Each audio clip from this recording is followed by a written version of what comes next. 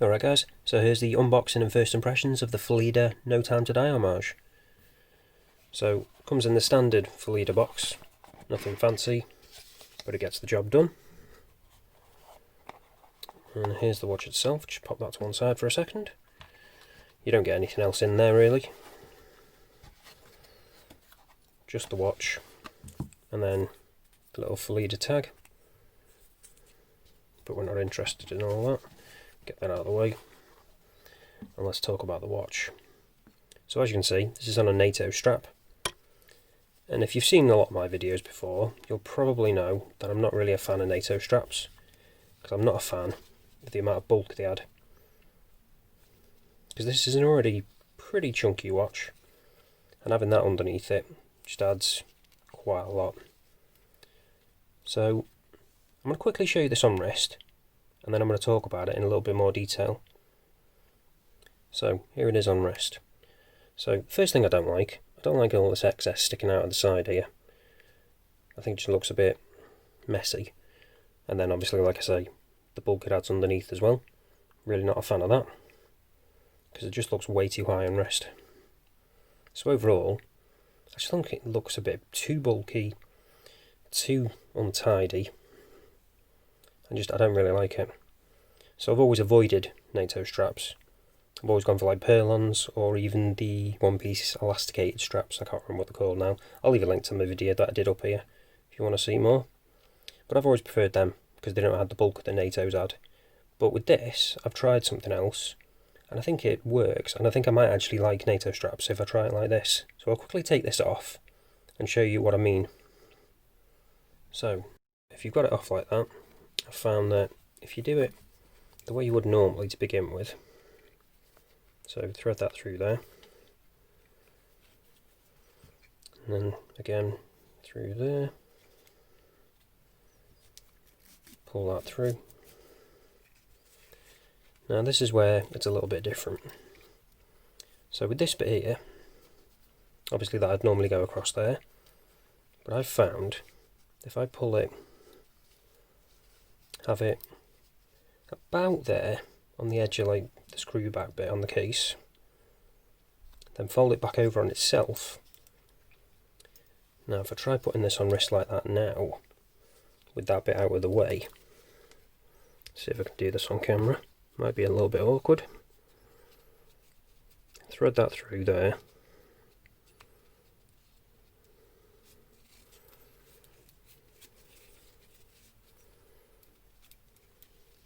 it's normally a bit easier if you just do this like on your knee, I've found, but I'll try and do it on here. Then thread that through like that, pull that up, so obviously as tight as you need. You might need to adjust that bit slightly to move it out of the way so it's not catching. And then thread the excess through here. Now I tend to tuck it in underneath,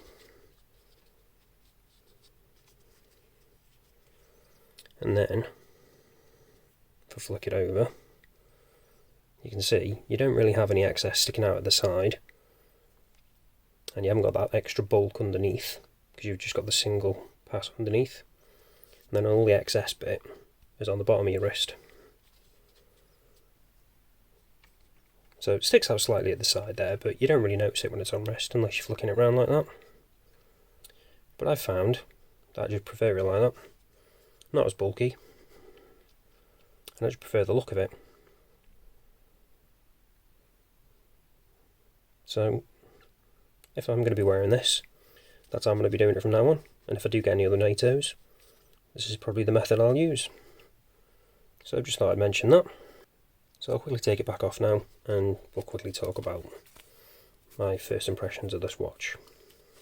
So the reason I picked this one up is because I'm going to be doing a three-way comparison between this, the Bleeger, and my Pagani design one, although that's not actually the No Time to Die colour, but you'll get the idea. You can get a rough idea like how it's going to be specs wise. So first off, let's check out this bezel.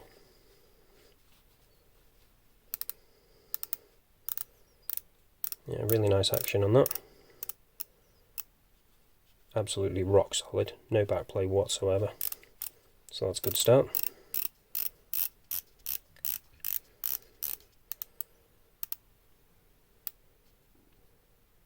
Alignment seems good as well. So it's pretty good. The colour is a little different than I was expecting. It's got a slightly peachy kind of colour to it maybe. But we'll see what that's like when I compare them. I do like the fact that they've got a colour match date wheel though. That's always nice to see.